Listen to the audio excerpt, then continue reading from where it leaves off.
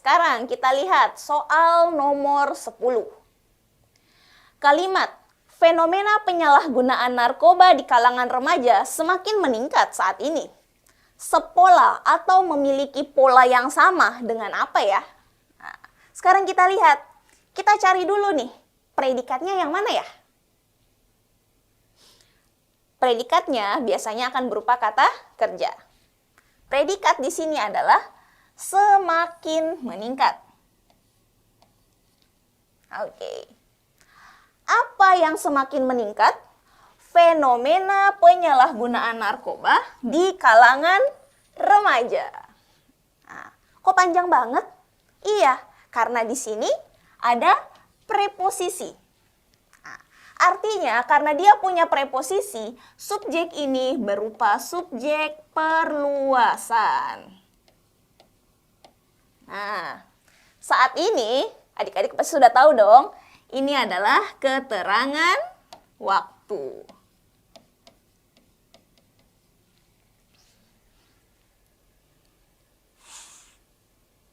Nah, sekarang kita lihat yang mana ya yang menjadi jawabannya. Alfa. Ani dan Ina adalah anak yang pintar. Adalah sebagai predikat, Ani dan Ina sebagai subjek. Ingat, kalau dia pakai predikatnya adalah dan merupakan, berarti di belakangnya ini sebagai pelengkap. Apakah sama polanya? Jawabannya tidak. Bravo, ibu membuat kue di dapur. Predikatnya membuat. Siapa yang membuat? Ibu. Membuat apa? Kue. Di dapur sebagai keterangan tempat.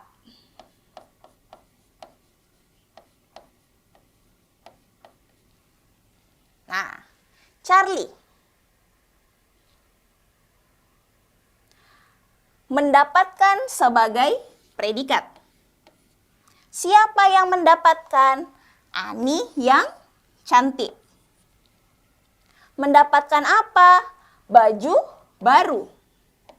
Kemarin sudah pasti keterangan waktu. Oke, di sini dia SPOK. Tidak sama juga ya. Ina yang baru pulang sekolah mengerjakan tugas di kamar. Mengerjakan sebagai predikat. Ina yang baru pulang sekolah sebagai subjek. Tugas sebagai objek. Di kamar sebagai keterangan. Nah, sekarang kita lihat lagi. Error.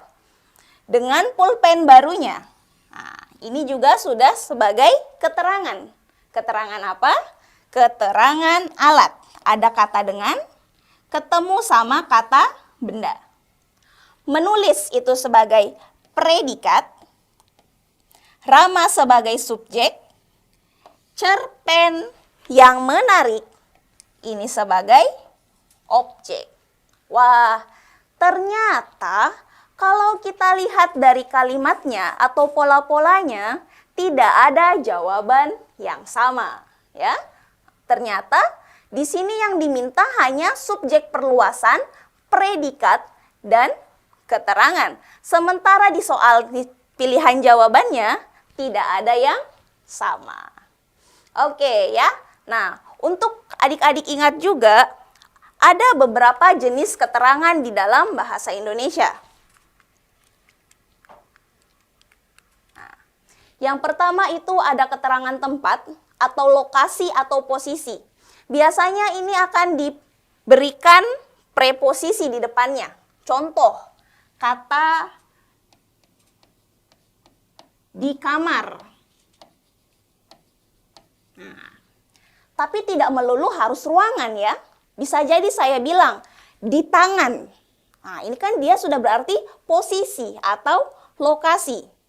Lalu ada keterangan waktu. Keterangan waktu saya rasa adik-adik juga sudah tahu.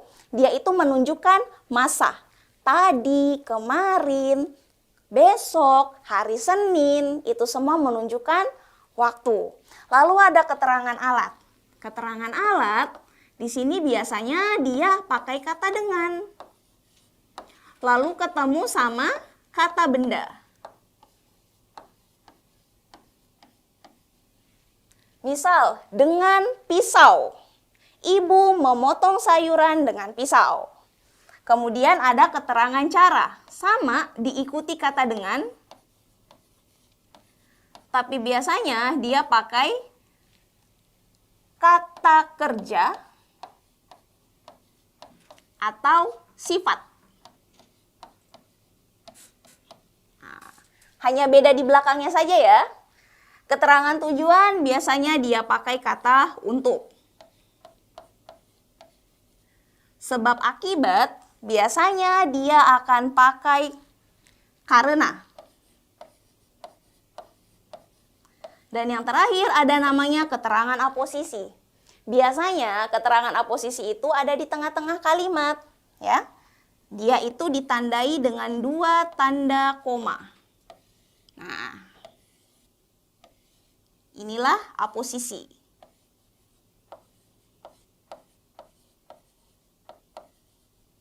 Oke, ini adalah jenis-jenis keterangan yang harus adik-adik ingat.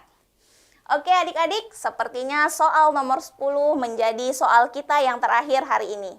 Sekian dan terima kasih, saya Dinda. Assalamualaikum warahmatullahi wabarakatuh dan sampai jumpa.